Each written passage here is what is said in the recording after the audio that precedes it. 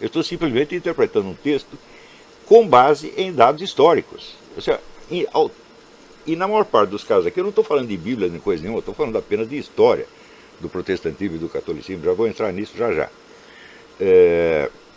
E nos pontos onde eu toco em pontos, em questões que vêm diretamente da Bíblia, eu estou me atendo à pura interpretação de texto no sentido mais leigo possível. Por exemplo, quando eu digo que o sangue que Jesus derramou na cruz é o sangue de Maria. Porque a Bíblia diz que Jesus descende da linhagem de Davi, etc, etc, etc, até chegar em Maria.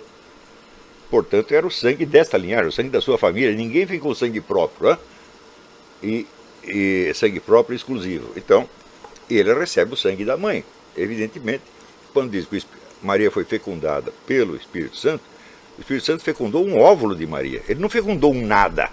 Né? Então, se Jesus pertence à linhagem, é porque ele tem o sangue dessa linhagem. Então, é também o sangue de Maria que é derramado ali na cruz. Isso não é teologia, gente. Isso aqui é fisiologia elementar. É uma questão de interpretação do sentido imediato do texto, não do seu sentido teológico. Quando eu estou dizendo isso, eu não estou afirmando que é um dogma da fé, que você tem que acreditar, porque está na Bíblia que Jesus derramou um sangue que era também o de Maria, etc., até de Davi. Não estou dizendo isso, eu estou dizendo que, do ponto de vista da interpretação imediata do texto, como puro documento, você tem que entender que o documento está afirmando que o sangue que foi derramado na cruz era o sangue de Maria, o sangue de toda a sua família. O que isso tem de teológico? Pode parecer teológico, porque esse pessoal só pensa em teologia.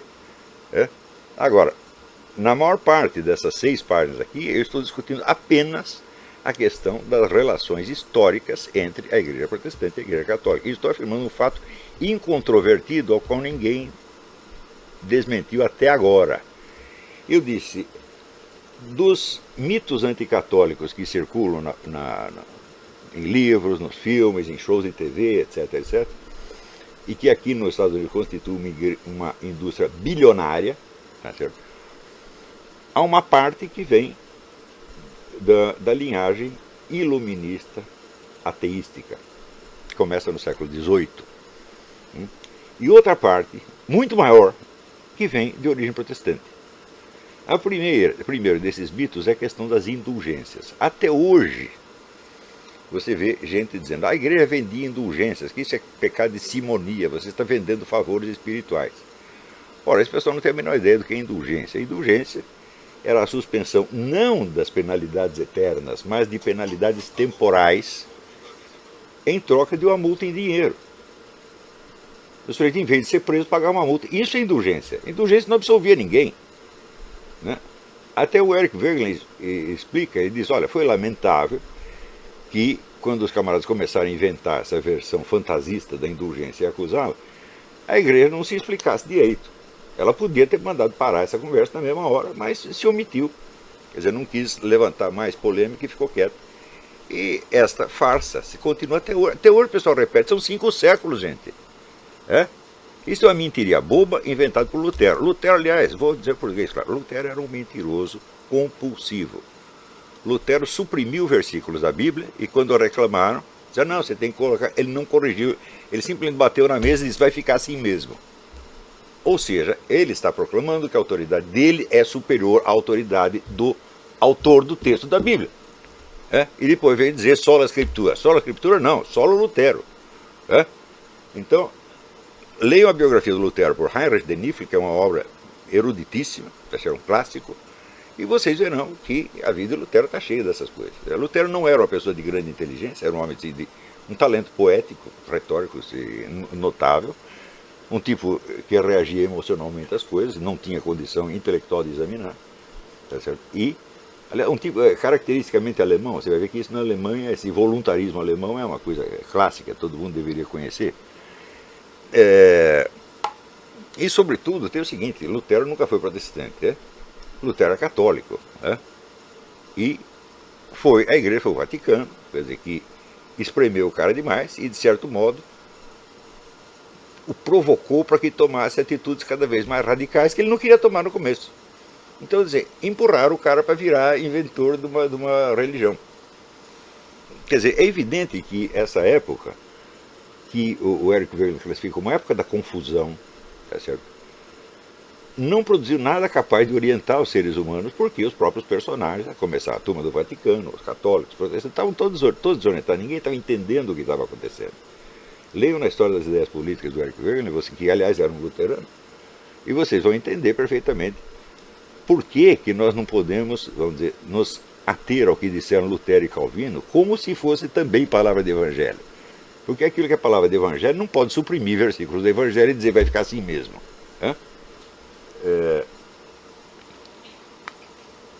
Por outro lado, aquilo que eu disse neste artigo aqui está muito incompleto, ainda tem muita coisa para dizer, mas também a isto ninguém responde coisa nenhuma. Mas, como é que começou essa discussão? Começou com um parágrafo de louvor a Nossa Senhora que eu escrevi ali. Eu disse que Nossa Senhora foi o melhor dos seres terrestres.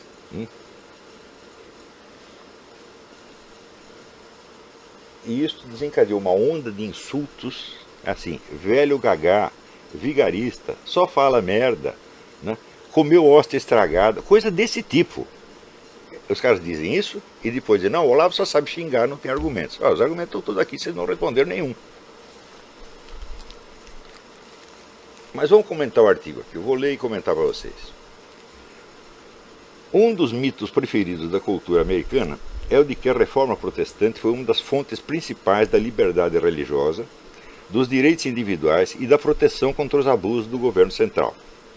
Some-se a isso a falsa crença weberiana ou semi-weberiana, ou até pseudo-weberiana, de que a ética protestante gerou o capitalismo. Não é bem isso que Weber disse. E a única conclusão possível é que o cidadão de hoje em dia deve a Lutero e Calvino, no fim das contas, praticamente todos os benefícios legais, políticos e econômicos de viver numa democracia moderna. Muito bem, nós temos que reconhecer que é fato que as igrejas protestantes ajudaram a difundir as doutrinas democráticas, os ideais democráticos. Mas foi esse o tipo de regime que elas criaram? Quer dizer, não tem sentido você avaliar a influência histórica de uma determinada corrente de ação só pelo significado literal do texto. Você tem que ver o texto e as ações nas quais essas mesmas correntes traduziam o verdadeiro sentido das suas palavras. O sentido das palavras de um líder político, ou de um guia das massas, está na tradução em ações das suas palavras, e não só nas palavras tomadas isoladamente. Porque você vê, por exemplo, pregar a democracia, todos os comunistas pregam. O Lula não é democrático, ele não acha que ele reagir contra 93% da população brasileira e impor a vontade de 1% é democrático? Ele acha. Então, as palavras só adquirem um sentido substantivo na hora que elas se traduzem em ação. E a ação é que traz mostra o verdadeiro significado dela. Então, para saber se de fato as liberdades efetivas, não nominais, não apenas a liberdade está consagrada na lei é uma coisa, e ela existir na realidade é outra completamente diferente. Tá certo? Então, é inegável que na sociedade americana você ainda desfruta de muitas liberdades reais. Tá certo? Porém, não se pode negar que existe nesta sociedade aqui um fortíssimo elemento totalitário, que é o de controle da vida da vida privada do cidadão pelo Estado. Não só pelo Estado, como da própria comunidade. Mas é uma sociedade na qual as pessoas têm a obrigação de se fiscalizar umas às outras e denunciá-las. Quer dizer, você denunciar pessoas à justiça por qualquer coisa, e se tornou uma norma nos Estados Unidos. O sujeito olhou feio para o outro vai para a justiça. Então, não é necessariamente um regime totalitário, mas que é uma sociedade totalitária, é. Eu estou vivendo aqui faz 10 anos, não posso negar isso aí. E vou mostrar a origem disso daqui a pouco. Então vamos lá. Mas tudo isso é propaganda, não história. Desde logo a supressão da autoridade política da Igreja, um dos objetivos declarados da Reforma, que nisso concordava perfeitamente com Maquiavel. Maquiavel e Lutero eram contemporâneos, né? E note bem, você nada entenderá do que eles fizeram se você não entender, admitir em primeiro lugar, que eles eram acima de tudo patriotas, nacionalistas. O sonho de Lutero não era uma igreja universal, era uma nova república alemã, um novo regime alemão. Salvar a Alemanha da influência estrangeira, né? Que é uma ideia que vai perpassar a cultura alemã por séculos até chegar no nazismo. Quer dizer, Deutschland über alles, a Alemanha acima de tudo.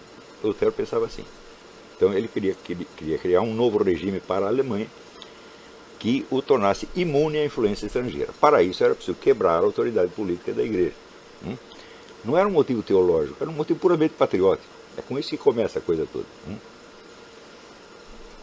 Ao mesmo tempo, Maquiavel tinha uma proposta exatamente idêntica com relação à Itália. Tudo que ele escreveu foi para libertar a Itália da influência estrangeira. Então, esta é a época da fundação, da emergência dos Estados-nações. Então, quer dizer que uma pululação de sentimentos nacionalistas e teorias nacionalistas é uma das características dessa época, que é marcada, por exemplo, pelo começo do uso das línguas nacionais nas obras escritas. Antes, praticamente todo mundo escrevia uma língua internacional, que era o latim. Na Alemanha, continuaram usando o latim até o século XVIII, porque era considerada uma língua de cavalos. Ou seja, a Alemanha era um país tão atrasado, tão miserável, que a sua língua nacional, mesmo depois de consagrada na tradução da Bíblia por Lutero, continuou não sendo uma língua de cultura. Até o século XVIII. Você vê que Leibniz, o maior filósofo alemão do século XVIII, quase tudo que ele escreveu era em latim ou francês. De vez em quando escreveu uma coisinha em alemão também. Mas a maior parte está em latim ou francês. Mas o próprio uso das línguas nacionais mostra ali uma tendência de afirmar a identidade nacional contra o sentido do Império Europeu. Todo mundo queria se desgarrar do Império Europeu, criar estados nacionais que, por sua vez, tinham a pretensão de se tornar impérios mundiais. Então você tinha um Império Mundial Alemão, um Império Mundial Francês, um britânico, etc, etc. Né? E Lutero entra nessa onda. Então, delinear o regime alemão e a igreja alemã em termos locais, isolando das concepções e influências estrangeiras, este foi o primeiro objetivo de Lutero, e isto perpassa toda a sua obra e cria uma linha de nacionalismo alemão que dura até o século XX. Hoje está praticamente dissolvido. Né? Depois da guerra, o nacionalismo alemão se desmoralizou e ninguém mais tem coragem de falar isso. Mas até 1945 era isso que valia. Você vê a própria letra do hino nacional alemão, composta por Haydn, contém uma linha que não tem nenhum outro hino nacional do mundo. Deutschland über alles, a Alemanha acima de tudo. Você veja a imensa presunção disso aí. Quer dizer, o seu país está acima de tudo. Não é de algumas coisas. Não é acima dos outros países. Está acima de tudo. Tá certo? Muito bem. Desde logo a supressão da autoridade política da igreja liquidava toda mediação espiritual institucionalizada entre o governo e o povo, reduzindo a sociedade a um campo de disputa entre duas forças apenas. De um lado, uma poeira dispersa de consciências individuais com suas crenças subjetivas infindavelmente variadas e variáveis, com o direito à livre interpretação da Bíblia. Cada um pode entender a Bíblia do jeito que quiser, portanto pode entender tudo do jeito que quiser. Então você tem opiniões individuais em profusão. De outro lado, a vontade de ferro do governante consolidada na doutrina da razão de Estado, que foi a doutrina que se afirmou justamente nesta época. Existe o famoso livro do Friedrich Meine, que eu sugiro que leiam, sobre a razão do Estado na história europeia. Foi essa a época da razão do Estado. Necessidade incontroversa a qual ninguém podia se furtar. Não é preciso dizer... Quer dizer, você tem, por um lado, uma pululação de opiniões individuais. Então, você não tem um fator unificante. Qual é o único fator unificante que sobra? A razão de Estado, porque a razão de Estado se impõe uniformemente a todos. Então, ela se torna um fator unificante. Você não tem mais uma doutrina religiosa, tá certo? que seja aceito uniformemente por todos e que possa servir de mediação entre o governo e o povo. Ou seja, com base nessa doutrina, o povo poderia julgar os atos do governante. Agora não tem mais isso. Agora só tem opinião individual. Então, o único fator unificante e ordenador do conjunto é a razão do Estado. Isso foi a situação de fato criada pelo protestantismo. Se ao mesmo tempo aparecem igrejas protestantes difundindo ideias democráticas, certo? Essas ideias vão ser consagradas na doutrina apenas, e não na realidade do Estado que está sendo construído. Por outro lado, não se pode esquecer que quem difundiu as doutrinas democráticas não foi a Igreja Reformada. Foi uma facção da Igreja Reformada que foi perseguida na Inglaterra pela Igreja Reformada, que mandou matar 40 mil pessoas no seu primeiro ano, e houve lá uma facção chamada os puritanos, que também eram revolucionários na cabeça deles, e que tiveram que fugir para a América. Ou seja, a América foi fundada por vítimas da Igreja Reformada, a qual também perseguiu os católicos. Ou seja, na Inglaterra todo mundo tinha direito à liberdade de opinião, exceto se você fosse católico ou puritano. Os puritanos fugiram para cá. E, respondendo, vamos dizer, à perseguição repressiva da Igreja Reformada, começaram a alardear ideias democráticas. Foi isso que aconteceu. Não foi a reforma, meu filho, foram as vítimas da reforma.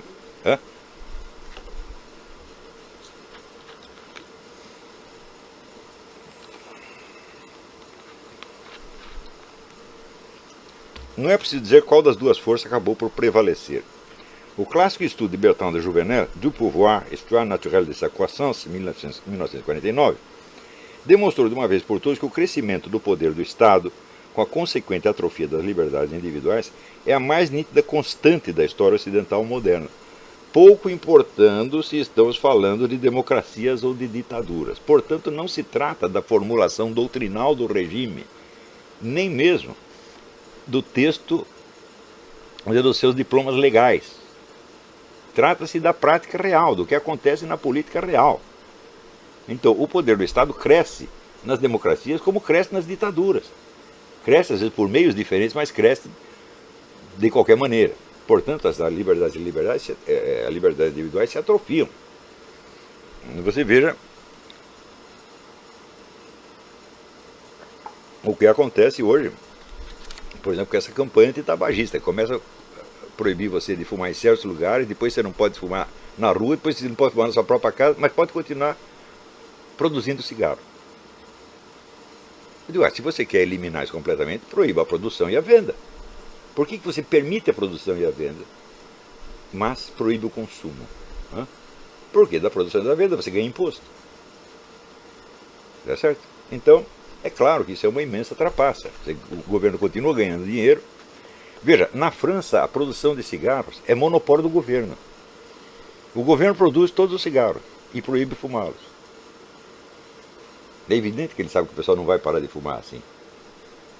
É só para desmoralizar as pessoas, quebrar a sua vontade, obrigá-las a seguir o que o governo está dizendo. Não na esfera das atitudes políticas, mas da atitude mais individual que existe, que é você pegar um cigarro e acender.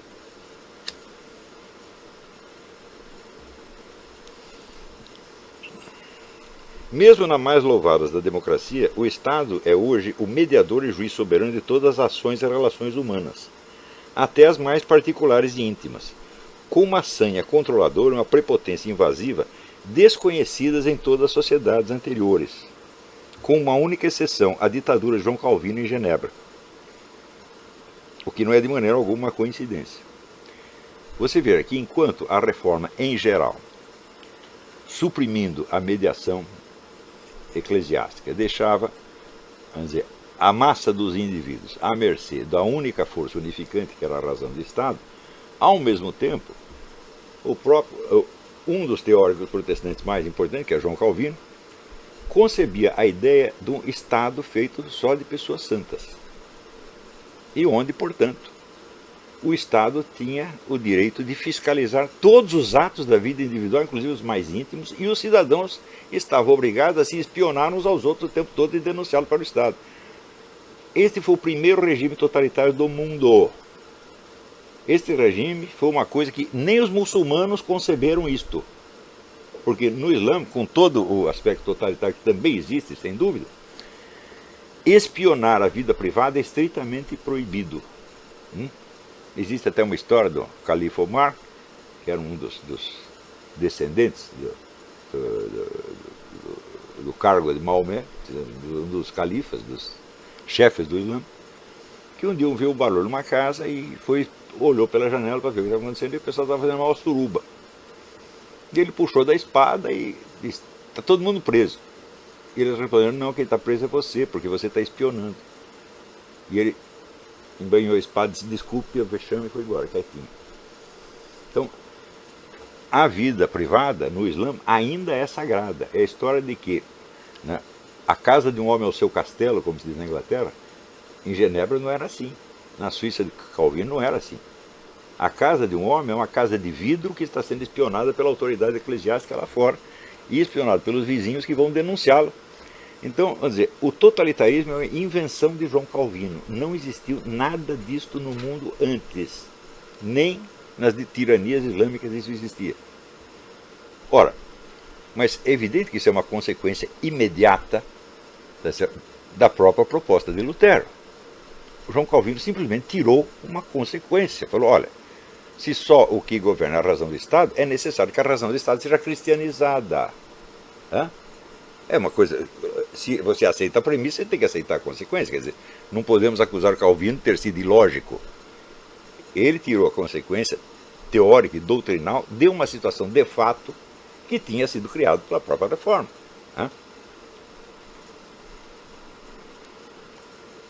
A experiência tem provado que os direitos e garantias individuais assegurados verbalmente na Constituição Americana e no Bill of Rights nada podem contra a expansão avassaladora dos controles burocráticos amparados numa complexa tecnologia. Ora, hoje em dia, por exemplo, o FBI tem meios de escutar nossa conversa aqui a 2 km de distância.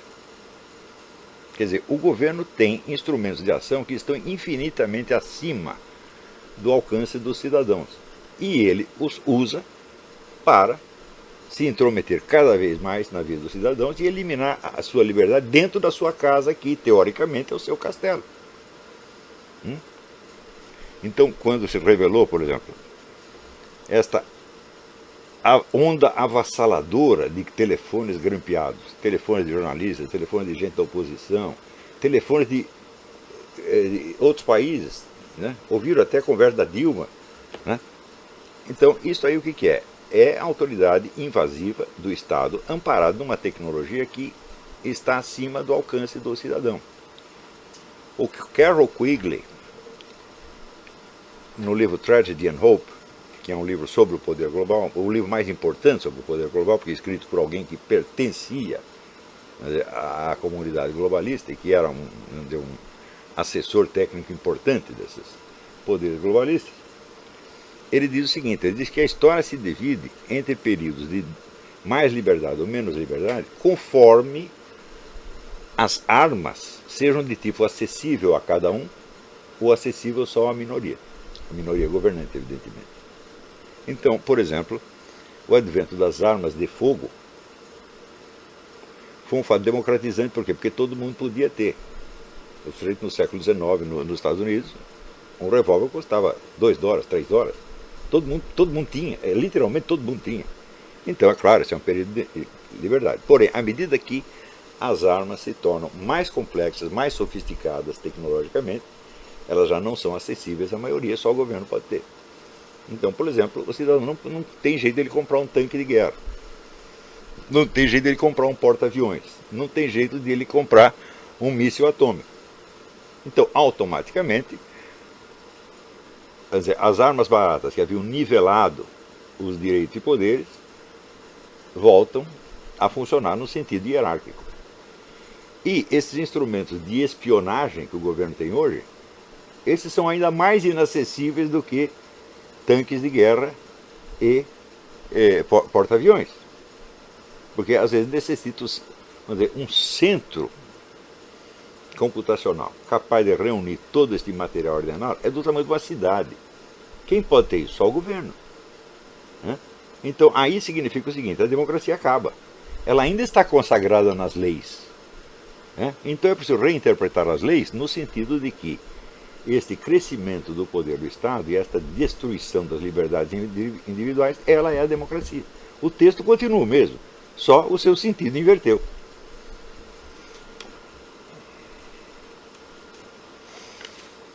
Nada pode contra a expansão avassaladora dos controles burocráticos amparados numa complexa democracia, mesmo no caso em que estes se voltam patentemente contra interesses nacionais mais óbvios, como é o caso de tantas medidas do governo Obama. O governo Obama está espionando não para assegurar o poder nacional americano, mas para destruí-lo. Isso todo mundo sabe. Ele quer dar o poder aos islâmicos. Nada mais pode disfarçar isso aí. E, no entanto, ele tem sob o seu comando todo esse aparato.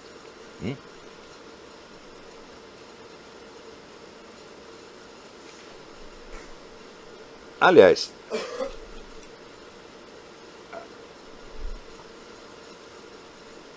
a reforma teve ainda uma segunda consequência, especialmente nos Estados Unidos. Na medida em que você tira de campo a autoridade religiosa mediadora e sobra só as consciências individuais de um lado, a razão de Estado do outro, é claro que a razão de Estado vai vencer. Porém, esta situação ela não é natural. Ela é muito desequilibrada. Então, tem que surgir um poder religioso informal, não declarado como tal, que será ele o mediador. E nos Estados Unidos esse poder é a maçonaria. Não espanta, portanto, que tantas igrejas protestantes estejam intimamente ligadas à maçonaria.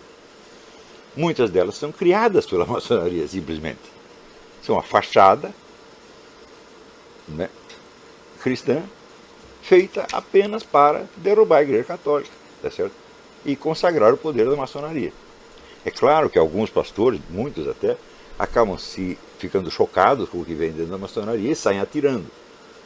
Tem os artigos desse Arnold Schnobelen, né? Aliás, um livro excelente, antimaçônico. Ele chegou lá no 33º grau da maçonaria, viu que aquilo lá era tudo um negócio satânico e saiu atirando. E eu acho um dos melhores livros que foram escritos a respeito. É um pastor protestante. Ele fez carreira dentro da maçonaria. Existem muitos que fazem. Né? Portanto, também não é de estranhar que a indústria da difamação anticatólica continue eminentemente explorando lendas urbanas e mitos criados pelo protestantismo, como os adventos das indulgências, o mito da Inquisição. Leiam os dois livros importantes do Henry Cameron, The Spanish Inquisition, e o do Edward Peters, Inquisition, e vocês vão ver que uma coisa é a realidade histórica do que foi a Inquisição, e em segundo lugar, e outra coisa é o mito da Inquisição, que é propagado nas escolas, nos filmes, em shows de TV. Aqui é toda hora você liga aí qualquer show de TV, né, de pastor protestante, estão eles lá falando da Inquisição, dos horrores da Inquisição, dos instrumentos de tortura da Inquisição. Esses instrumentos de tortura da Inquisição são todos inventados. Todos inventados. Todos os historiadores profissionais do mundo sabem disso. Os caras se reuniram, houve um congresso, acho que feito em, sei lá, 92, convocado pelo próprio Papa João Paulo II, disseram, vamos tirar limpa essa coisa da Inquisição. Chamou especialistas do mundo inteiro, de todas as religiões ou sem religião nenhuma, para ver os fatos. Uma das conclusões é essa: esses instrumentos nunca existiram. Isso aí foi inventado no século XVIII, XIX, para fins de propaganda. Né? Segundo a história, a Inquisição matou milhões de pessoas. Bom, faça as contas e você verá que a Inquisição espanhola matou 20 mil pessoas em 400 anos em 12 países. Né? Então você vê que qualquer democracia condena à morte mais pessoas do que a Inquisição. Sem contar que a reforma em um ano matou o dobro disso na Inglaterra. No entanto, o mito está aí. Então, a minha pergunta é essa: se os seus argumentos teológicos são tão lindos, maravilhosos, por que você precisa reforçá-los com tantos mitos, lendas, mentiras, lendas urbanas, etc, etc? Outra coisa, o pessoal diz, não, mas quem inventou isso não foi protestante, não foi só protestante, foram os iluministas. Bom, os iluministas começaram 2 séculos depois dos protestantes. Esta lenda da Inquisição foi criada inteiramente por protestantes e simplesmente repetida pelos iluministas. Os iluministas inventaram a sua parte. Tem especialmente 2 mitos que são muito queridos dos iluministas e que esses protestantes não têm culpa nenhuma. Um é o mito de que os conventos católicos estão cheios de cemitérios de bebês abortados pelas monjas. Né? Isso foi inventado no século XVIII. Né? Vocês leem o livro do Paul Hazard, O Pensamento Europeu no século XVIII, está tudo lá. Paul Hazard não é um apologista católico, é talvez o maior historiador da França no século XX. Né? E o outro mito é o mito das monjas prisioneiras criadas pelo Denis Diderot, no romance A Religiosa, do qual fizeram um filme ainda no século XX. Eu não lembro quem foi o diretor do filme, mas foi um filme de enorme sucesso, ganhou o prêmio em Cannes, etc, etc. Eu já contei essa história aqui. Denis Diderot escreveu esse romance dizendo que se baseava em fatos reais, que ele tinha documentação recebida diretamente da personagem, de seus parentes, na qual uma monja que queria abandonar as ordens monásticas foi mantida prisioneira no convento para que não saísse. Né? E no século XX se descobriu uma documentação, cartas de Denis Diderot, no qual ele confessava que tinha inventado tudo e se divertia muito de estar enganando as pessoas. Porque, na verdade, essa monja, ela não podia ser mantida prisioneira, em primeiro lugar, porque na época havia 4 tribunais eclesiásticos em Paris, aonde uma pessoa que não tinha vocação religiosa podia recorrer para ser dispensado das ordens, e a quase totalidade dos pedidos era aceita, porque é óbvio que uma ordem monástica não quer ali dentro pessoas não vocacionadas.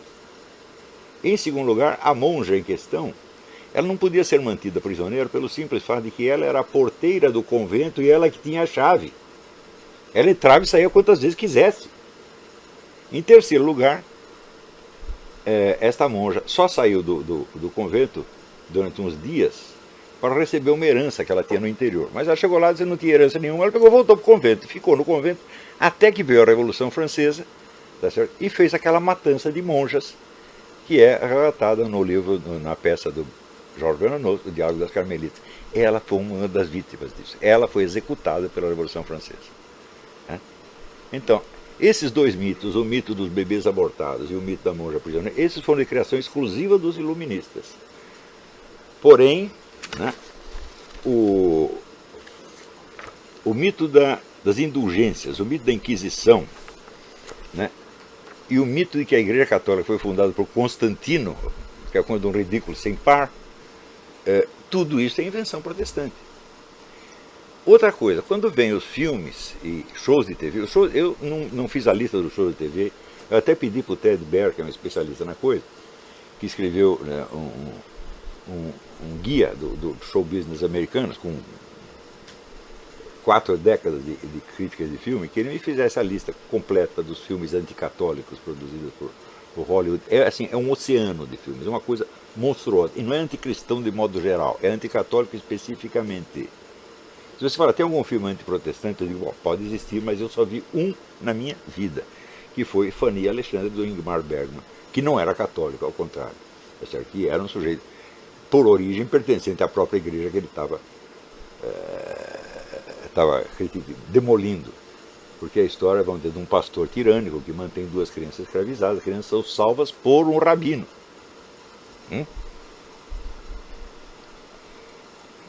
Então, um ataque tão violento a uma igreja protestante, eu só vi um, ao passo que contra a igreja católica 6 milhares. Daí o pessoal diz, mas acontece o seguinte, os donos de estúdios são todos judeus.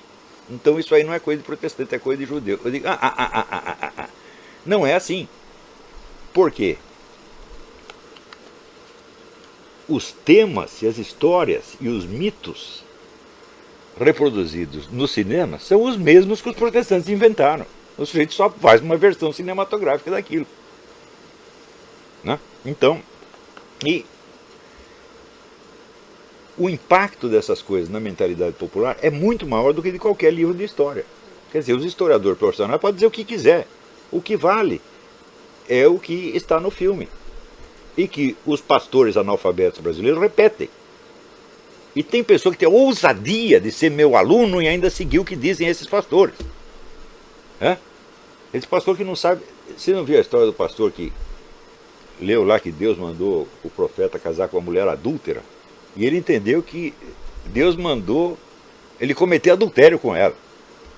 Porque ele não sabia, ele não entendeu o acento adúltera. Ele leu adultera. Isso está no YouTube. Pastores como esse está cheio no Brasil. É? E eu não acredito que esses que vocês seguem serão muito melhores do que isso, não. Então,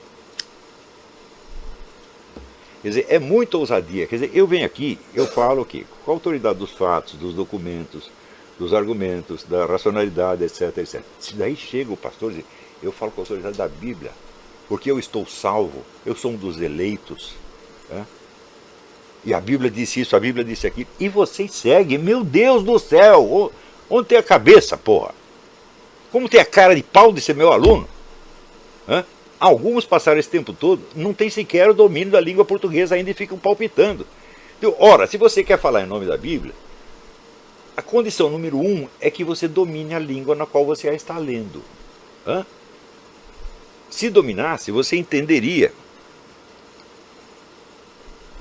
que está virando no mínimo distinguir o que é uma figura de linguagem, o que é uma afirmação literal.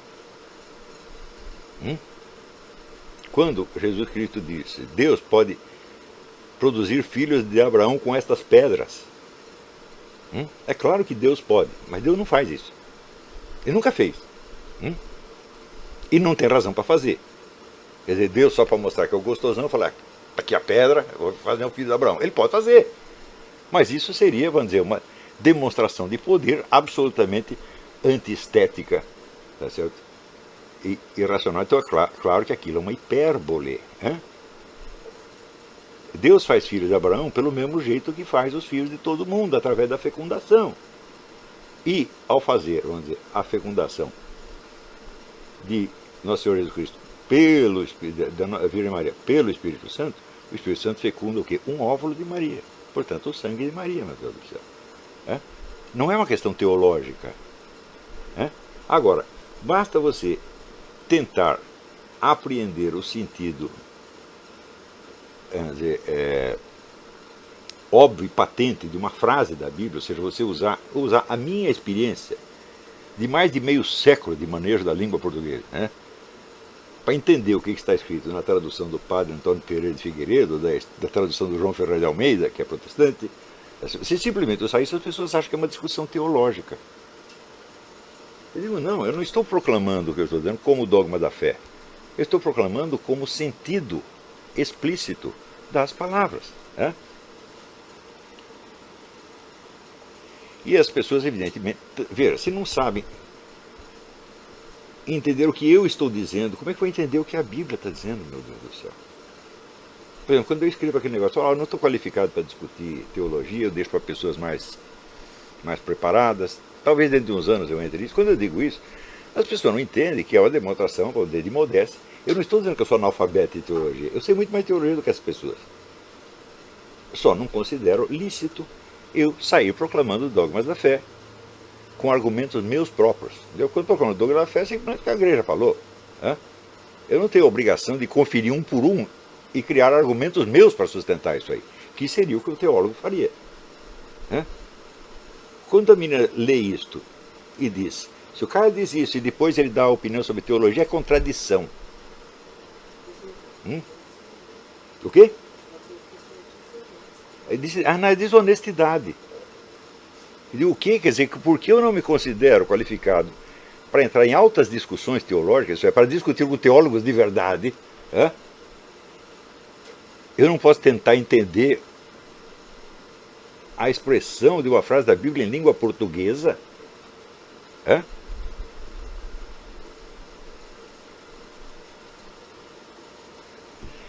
Note bem, essa discussão na internet começou com um parágrafo em louvor de Nossa Senhora, que foi respondido com xingamento mesmo.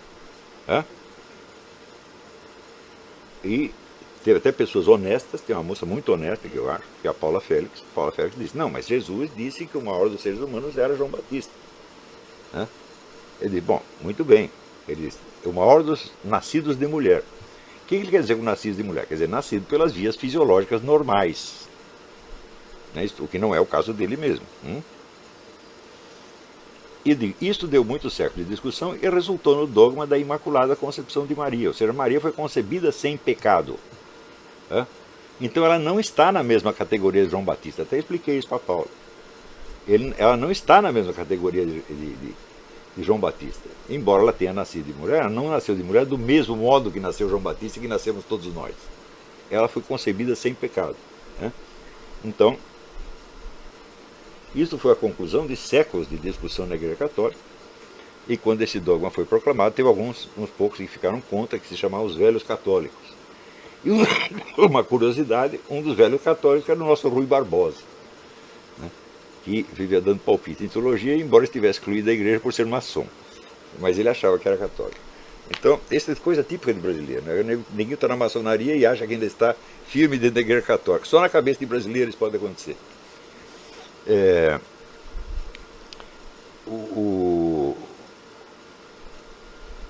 Fernando Galvão, que foi o tradutor do René Guénon, uma vez escreveu para o René Guénon, dizendo, olha, aqui na história do Brasil, você estava cheio de padre maçom, bispo maçom, católico maçom, e o René Guénon, que era o maior conhecedor de maçonaria no mundo, quase caiu de costas, disse, nunca vi uma coisa dessa no mundo.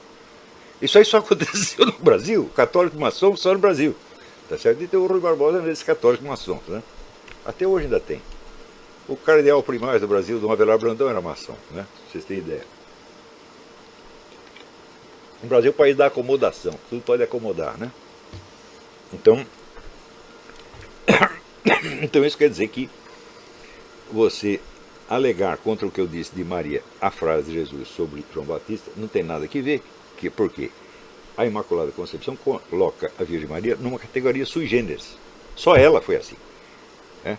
Então não se pode, Cristo não se referiria a ela como simplesmente nascida de mulher, ou nascida pelas vias normais.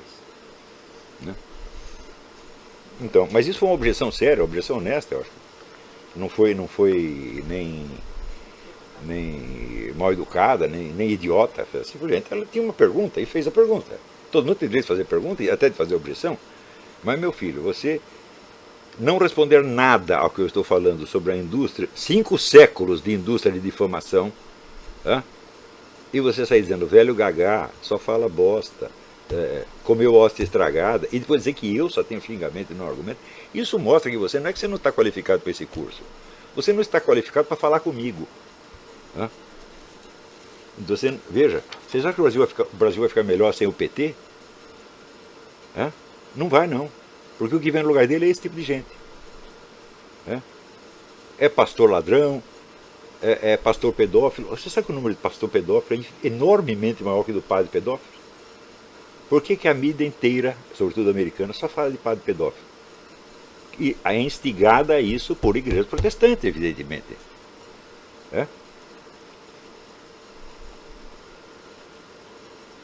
Então vamos lá.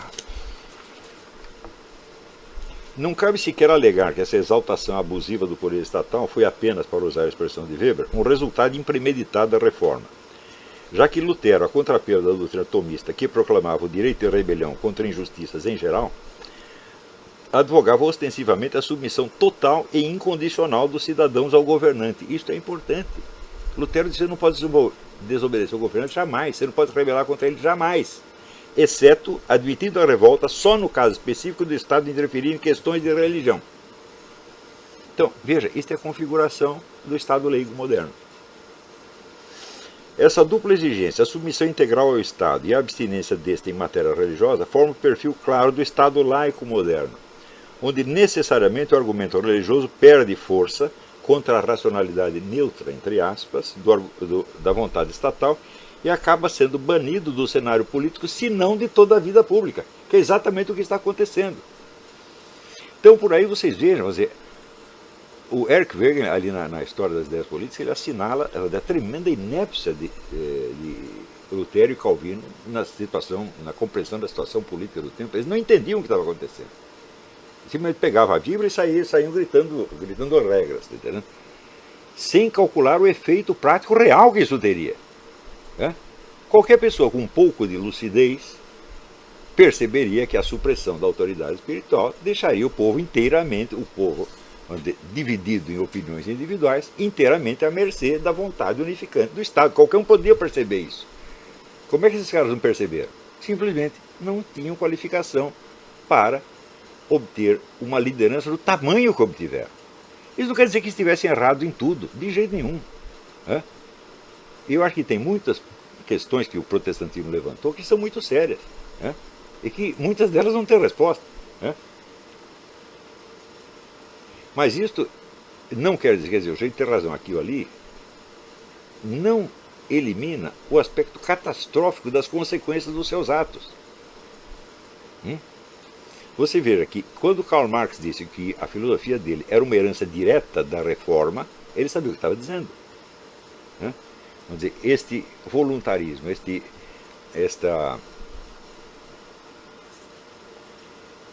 este ódio contra toda autoridade espiritual.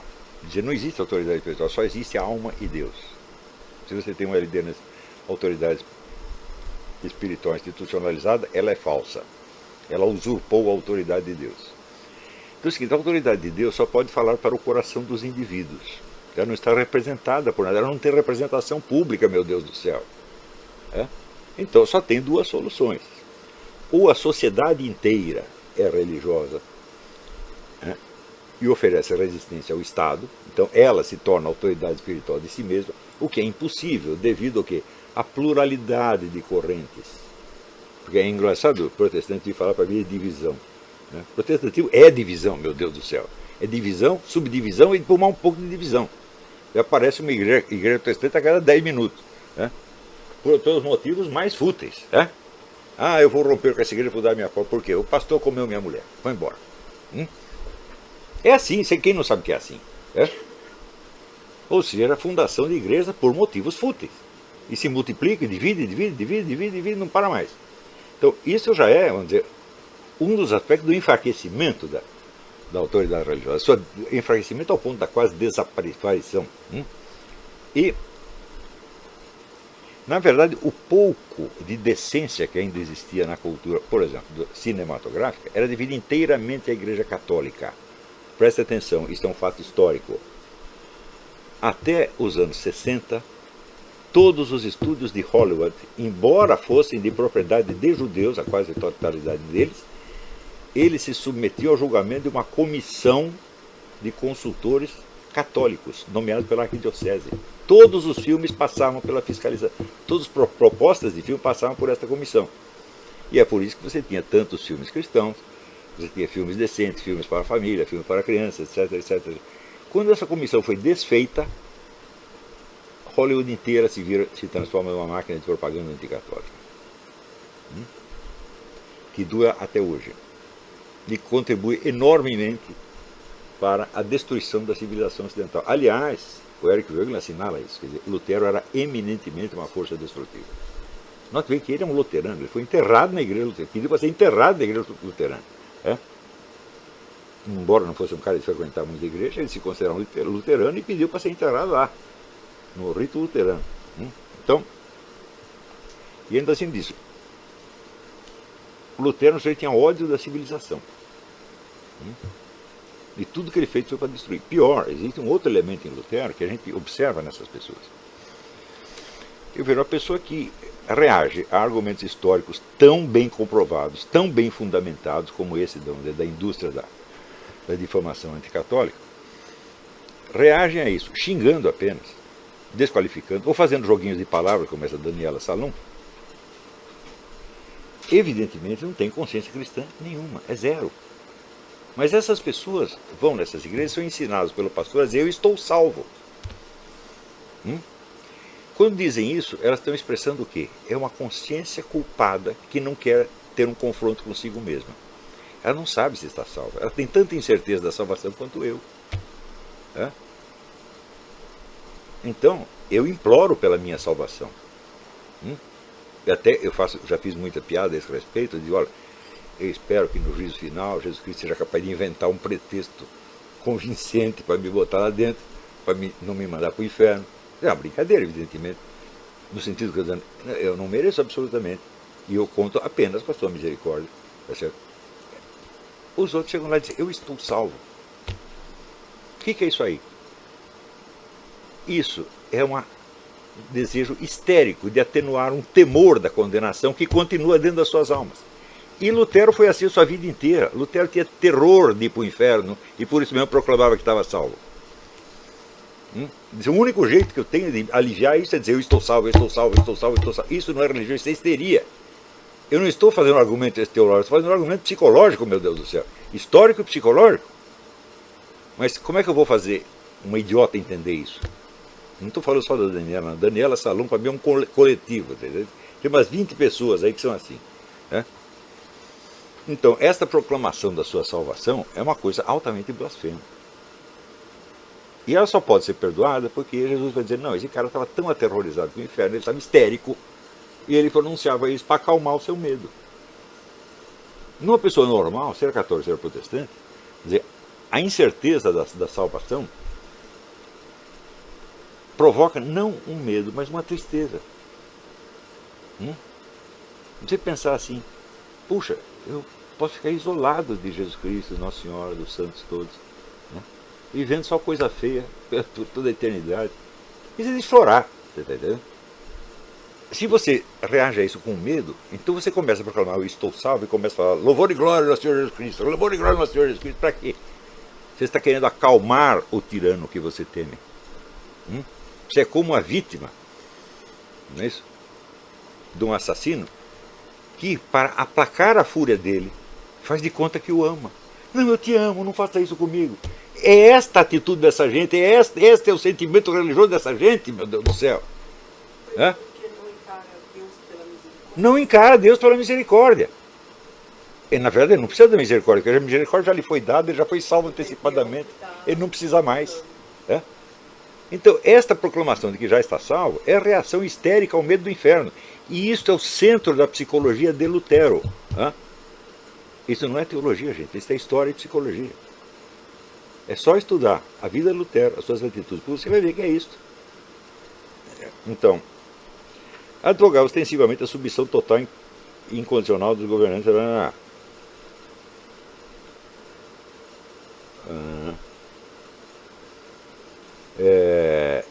Lutero, a contrapelo da doutrina tomista, que proclamava o direito de rebelião contra injustiças em geral, advogava ostensivamente a submissão total e incondicional dos cidadãos ao governante, admitindo a revolta só no caso específico do Estado interferir em questões de religião. Ou seja, São Tomás de Aquino admitia a rebelião contra uma injustiça, contra a roubalheira, né, contra qualquer procedimento imoral do governante. Ora, os católicos não reagem à máquina de difamação anticatólica. Por quê? Porque eles querem um negócio chamado de ecumenismo. Não, vamos botar panos quentes, vamos esquecer, vamos perdoar. Isso não quer dizer que eles não saibam que estão sendo enganados. Tanto sabem que escrevem livros acadêmicos e artigos em jornais católicos apenas, que ninguém lê. Tá certo? Explicando as coisas. E daí eu fico sabendo porque eu li esses livros. Eu li a acusação e li a defesa. Olha, um dos primeiros livros que eu li sobre a Inquisição foi do Henry Lee. Lee escreve L-E-A, não é L-E-E, L-E-A. Henry Lee é um clássico americano, né, que pinta a Inquisição nos termos mais monstruosos que você pode imaginar. Esse foi um dos primeiros livros que eu li. E acreditei. Né? E, então, quando depois aparecem padres, bispos e papas, pedindo desculpas pelo que a Inquisição fez, eles estão mentindo contra a sua própria igreja. Eles só leram o material contra. E não tem nada a alegar a favor. Você veja, as atas do Congresso La Inquisitione, que foi feito por convocação do João Paulo II, as atas, isso é, os trabalhos apresentados pelos historiadores, demonstram que a lenda negra da Inquisição é inteiramente falsa. E não obstante, no prefácio, o João Paulo II pede desculpa pelos crimes da Inquisição. Ele diz: como pedir desculpa pelos crimes se o resto do livro está mostrando que os crimes não existiam? É porque é obrigatório, o Papa tem que ser bonzinho com os protestantes. Até João Paulo II, que foi sob certas aspectos, foi um grande Papa, quando chegava nesse ponto do ecumenismo, era de uma fraqueza, né, que eu posso dizer abjeta. Né? Era obrigado a beijar o Corão, dançar com o pessoal animista. O que é isso, pô? O João Paulo II tinha grandes coisas, mas também tinha esse lado vergonhoso. E os outros? Então, os outros pior ainda. E esse daí, bom, deixei. Assim, não me contem o que o Papa Bergoglio falou, eu não quero saber. Né? Então, eu estou negócio. Se eu digo coisas horríveis contra o Papa, ou contra o Concílio Vaticano II, ou contra os conservadores, contra os tradicionalistas, que eu também digo contra eles, né? Daí toda a cambada evangélica aplaude. Mas se eu digo realidades históricas, patentes, mais do que provadas, né? Aí ele está discutindo teologia, está entrando num terreno que ele desconhece. Terreno que ele mesmo diz que desconhece. Eu digo, bom, aqui tem 10 linhas minhas que podem ser interpretadas como tendo algum alcance teológico, mas 10 linhas no meio de 6 páginas, meu Deus do céu. E, note bem, o principal do que eu escrevi é sobre o lado histórico da coisa, não sobre o lado teológico. O lado teológico eu posso até concordar com vocês, eu não ligo muito para a discussão teológica, por quê? Se tem um mérito que a filosofia analítica tem, é ter ensinado a gente a descobrir por trás de uma discussão o que é apenas um erro de palavras, o que é apenas, vamos dizer, uma construção frasal errada. A gente aprende isso com Wittgenstein, com Bertrand Russell. Se bem que não foram eles que inventaram isso, mas eles fizeram avançar muito isso. Então um pouco de treinamento disso basta para você, né, entender, por exemplo, uma questão, você é salvo, as obras, você é salvo pela graça ou pela graça e pelas obras? Isso aí é a mesma coisa que dizer, o elefante é um bicho que tem tromba ou a tromba é um negócio que está na frente do elefante. É a mesma coisa desse tipo. Eu posso demonstrar isso mais tarde. Não é questão de teologia, é questão de análise lógica da linguagem. Eu acho que 90% das controvérsias teológicas são desse tipo. E, no entanto, as pessoas matam e morrem por elas. Né? Então, eu não dou muita importância para isso. Se você quer achar que é só pela graça, se for a graça, faça do jeito que você quiser. Eu te asseguro que vai dar na mesma. Quer dizer, a pessoa diz, não, as obras não contribuem para a salvação porque elas são o efeito da graça. Eu digo, mas é óbvio que são o efeito da graça. Só que é o seguinte, você tem que aceitar a graça. Ou você não tem nenhuma liberdade de você rejeitar a graça. Se você não tem a liberdade, se você, raciocinando com protestante, se não existe a liberdade de rejeitar a graça, por que existe a Igreja Católica que rejeitou a graça? No seu entender. Então você entra em contradições e absurdidades sem fim. Por quê? Porque você quer se ater a uma fórmula teológica sem perceber a ambiguidade dela. Então isso quer dizer que a objeção, você não pode ser salvo pelas obras, porque as obras são efeito da graça, essa é a objeção inteiramente correta. Quando o protestante diz isso, ele está montado na razão. Fala, as obras são efeito da graça, elas não vão produzir a graça. Então, claro que é assim. E não vejo por que um católico não deve concordar com isso, porque o católico tem a obrigação de concordar com tudo quanto é verdade. E isso é verdade. Qualquer bem que eu faça, não fui eu que fiz, foi a graça que me induziu a fazer aquilo. Isso é óbvio. Mas isso não quer dizer que eu esteja salvo de antemão. Eu estou salvo de antemão no plano da onisciência divina, no qual eu não posso penetrar. Então significa que, para efeitos da condução moral humana, eu devo raciocinar como se não estivesse salvo e como se as minhas obras fossem necessárias para a salvação, embora objetivamente não seja assim. Isso é uma confusão. Em tudo que tem negócio de religião existem 2 planos. Existe o plano da doutrina e existe o plano da técnica, ou da moral, ou da prática. E as relações desses 2 planos são tremendamente complicadas. Quando o sujeito pega algo que vale no domínio da prática e transforma numa afirmação doutrinal, ele erra. E ele também erra quando faz o contrário. Do ponto de vista doutrinal, é estritamente correto dizer que Deus já sabe todo mundo que vai ser salvo e que vai ser danado. Do ponto de vista doutrinal. Mas na prática eu não posso agir assim porque eu não sei quem vai ser salvo e quem vai ser danado. Está entendendo? Então, essa discussão é toda ela uma confusão entre esses 2 planos.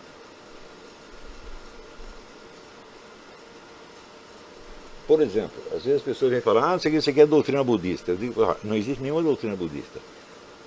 Não existe nenhuma, zero de doutrina. Tudo no budismo é técnica espiritual. Tudo, 100%. Tá? Não tem uma afirmação ontológica, só tem afirmações de tipo pedagógico, para você fazer assim ou fazer assado. Daí você pode, se você for muito inteligente, você pode deduzir uma doutrina, mas é você que está deduzindo, não foi o Buda. Né? Então, essa confusão entre a doutrina e a técnica produz inumeráveis discussões inúteis. E nessas discussões eu não entro. Não entrei e não pretendo entrar. Mesmo que venha a gente me cobrar. E sugiro que vocês não entrem também. Se vocês querem entrar nessa discussão, meu filho, estude 30 anos e depois você dá um palpite sobre isso. Né?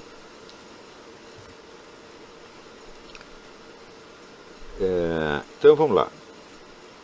Essa dupla exigência, a submissão integral ao Estado e a abstinência deste em matéria religiosa, forma o perfil claro do Estado laico moderno, onde necessariamente o argumento religioso perde força contra a racionalidade neutra da vontade estatal e acaba sendo banido do cenário político.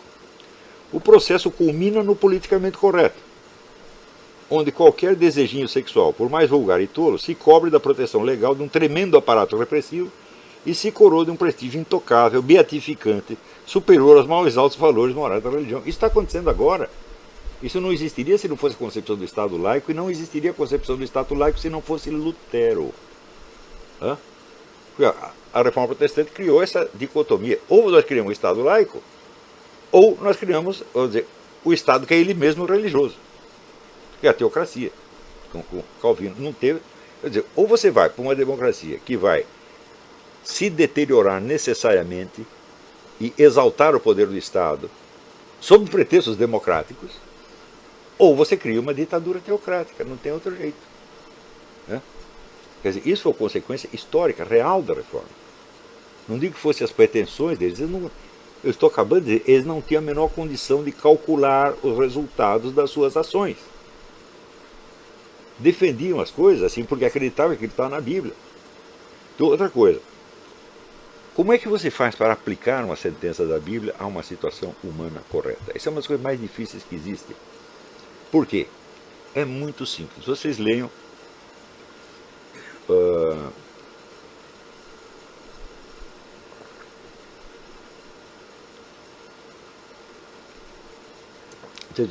todas as situações humanas que aparecem na literatura estão prefiguradas no livro The Great Code. The Great Code mostra isso, que todas as situações dramáticas possíveis e imagináveis estão prefiguradas na Bíblia. Se todas estão lá, qualquer uma que você veja tem uma prefiguração bíblica. E se é assim, então não tem nunca um jeito de você saber a qual modelo bíblico tal situação corresponde no tempo. Porque haverá inúmeras outras situações e outros tempos que também correspondem. Então você vê, uma das pestes que existem na cultura americana é esse negócio de você pegar o Apocalipse e você querer dizer em qual capítulo do Apocalipse nós estamos. O que está acontecendo, está previsto, não sei o que, não sei o que, não sei o que. Eu digo assim, sim, está previsto lá, mas muitas outras coisas anteriores, muito diferentes dessas, também estavam. E você só pode saber em que etapa nós estamos do Apocalipse se você tiver uma ideia de quando é o fim do mundo. Você tem que saber onde termina a história para você saber em que capítulo você está. Ora, Jesus Cristo disse que ele não sabe quando é o fim do mundo. Perguntaram para ele, ele disse, só Deus Pai sabe. Eu interpretei isso desta maneira, isso não é teologia, eu estou interpretando o texto apenas. O que ele quer dizer com isso? Ele não sabe, ele que é o Logos divino, que ele é a inteligência divina, não sabe. Eu digo, então, ele que é a razão divina, isso significa que isso não é uma decisão da razão divina. Ou seja, não é uma consequência lógica das premissas da razão divina, mas é uma decisão livre da vontade divina, da onipotência divina, que é Deus Pai. Isso quer dizer, Deus encerrará este mundo quando Ele quiser. Então, isto aí é a prova da liberdade divina. Deus está comprometido com a sua palavra eternamente, e por isso mesmo Ele não diz quando é o fim do mundo. Mas se ele não disse, ele não está comprometido a fazê-lo hoje, nem amanhã, nem numa data determinada. Ele fará quando quiser. Hã? Será que estou errado em interpretar assim? Este é o sentido óbvio da frase. Eu nem sei se isso corresponde à doutrina católica, mas a frase só pode ser interpretada desta maneira. Então, esta mania de você ficar vendo os sinais do Apocalipse na atualidade, tá certo? Significa que você sabe quando é o Apocalipse. Se você não soubesse, se você confessasse que não sabe, você teria a dizer, isto aqui parece com o que está previsto no Apocalipse, mas pode não ser. Né? Pode ser uma coisa totalmente diferente. E pode ser, vamos dizer, uma das muitas antecipações do Apocalipse que acontece ao longo da história. No século X, todo mundo acreditou piamente que o fim do mundo era no dia seguinte. Tem muitos livros sobre os horrores do século X. E, no entanto, não aconteceu. As primeiras gerações de cristãos acreditavam que Jesus Cristo ia voltar no dia seguinte. O próprio Paulo, ele diz, não sei. Ele foi o primeiro que teve a sensatez de dizer, eu não sei. Eu não sei, você também não sabe. Por quê? Porque o próprio Cristo diz que ele também não sabe. Então, esse pessoal que sabe, vamos dizer, a indústria de profecias apocalípticas aqui nos Estados Unidos é uma coisa de uma grandeza extraordinária. Isso rende bilhões todo ano. Para pessoas que estão, no fundo, estão insinuando que elas sabem quando é o fim do mundo. Tem outro que diz que sabe quando é o fim do mundo, René Guénon. René Guénon diz que o fim do mundo será em 2032. E depois do fim do mundo, o Islã se expandirá formidavelmente. Não é lindo?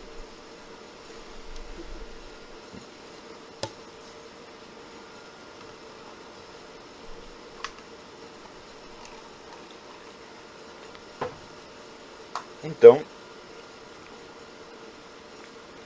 se você quer seguir somente a Bíblia e você não aceita tradições humanas, de bom, a sola Escritura é uma tradição humana. Foi proclamada no século XVI, antes não existia, e é uma tradição que segue até hoje. Mas se você quer segui-la, siga. Mas, em primeiro lugar, aprenda a ler em língua portuguesa, se é que você lê em português. Mas se você não sabe ler em língua portuguesa, você vai dizer que você está lendo em grego, em hebraico, em aramaico. Olha, se você tem 20, 30 anos, fala português desde que nasceu até agora, você nunca vai saber hebraico e aramaico tão bem quanto você sabe português. E se você não sabe português nenhum, muito menos você vai saber as outras. Tem pessoas que são incapazes de entender o sentido explícito de um texto. Ouvem o pastor gritar histericamente essas coisas e saem repetindo. Saem repetindo por quê? Porque no fundo tem medo de ir para o inferno. E se defendem disso mediante a proclamação histérica de que estão salvos e de que só Jesus salva, louvor e glória ao Senhor. Isso é histeria, não é religião, meu Deus do céu. Por quê? Você vai ver a religiosidade do sujeito na sua atitude perante os fatos concretos da vida. Por exemplo, se você interpreta de maneira grosseira e maliciosa as palavras de um professor ao qual você mesmo reconhece que deve tanto, você está cometendo um dos 5 pecados que bradam aos céus, que é a ingratidão. E não percebe. De como? O seu discernimento moral não chega, não basta para isto? Quer dizer, se você leu tal e qual coisa, primeiro, você tem a obrigação de dar a interpretação mais benevolente possível. Porque se você mesmo reconhece que aprendeu isso, mais aquilo, com o sujeito, bom, então antes de eu desconfiar ou de eu insinuar uma coisa, deixa eu dar uma interpretação benevolente, que aí eu não pecarei de maneira alguma. Mas se na primeira, olha aqui, contradição, desonestidade, é óbvio que você está querendo se limpar na minha pessoa. E pior, você está usando a Bíblia como papel higiênico para limpar sua própria sujeira. Não só limpar sua própria sujeira, como limpar a sujeira desses 5 séculos de difamação. Não há religião nenhuma nisso, meu filho. Há apenas uma histeria. Então, não se trata de discutir a teologia evangélica ou protestante, mas essas atitudes. Se for, a teologia é séria e deve ser discutida seriamente, e eu te confesso, eu não tenho qualificação para isso e não pretendo ter nos próximos anos, não pretendo entrar profundamente nessas questões. De vez em quando posso dar um palpite aqui ou ali, como todo mundo tem. Vocês não têm nenhuma opinião em matéria de religião, não? Nenhuma. Né? Quando vocês estudaram? Não estudaram nada, viram o pastor dizer meia dúzia de besteira lá e saem repetindo. Né? E eu, com tudo que eu estudei, se você quer, eu mostro aqui, eu tenho as obras de Lutero, tenho as obras de Calvino, tenho as obras de Melanchthon, e tenho toda a teologia católica, tenho Santo Tomás, tenho São Bernardo, está tudo aqui, e tudo isso eu li, meu Deus do céu. E com tudo isso eu digo, olha, eu acho melhor não me meter, porque essa é uma coisa de altíssima responsabilidade, diferente do tipo de responsabilidade que eu treinei e cultivei. Não é isso? Então, o teólogo, quando ele diz as coisas, ele está dizendo o que é o conteúdo da fé, portanto, o que você tem a obrigação de acreditar. Eu não posso fazer isso. Você não tem a obrigação de acreditar no que eu estou dizendo, de acreditar no sentido religioso, de incorporar isso à sua fé. Não, você tem a obrigação de acreditar no sentido estritamente humano e lógico da coisa. Isso não é para incorporar na sua fé, mas é para incorporar nos seus hábitos intelectuais, que são coisas completamente diferentes. Então, se você for julgar na base do pelos frutos conhecereis, a reforma foi sem dúvida uma catástrofe. Catástrofe para todos, porque gerou o Estado laico, gerou a ascensão do marxismo, gerou a onda de ateísmo, gerou o iluminismo, tá certo? Então não adianta você dizer, mas o Lutero era contra os humanistas, etc, etc. Claro, ele era contra, mas ele não percebia que eles o estavam ajudando. Ele não tinha um discernimento político para isso. Eu digo, meu filho, se você libera a interpretação da Bíblia, se você elimina a autoridade mediadora, e agora cada um interpreta como quiser, você está fomentando o estudo humanístico, a atitude humanista. Cada um estuda e acha que a opinião quiser. Você é contra os humanistas, mas você os ajuda.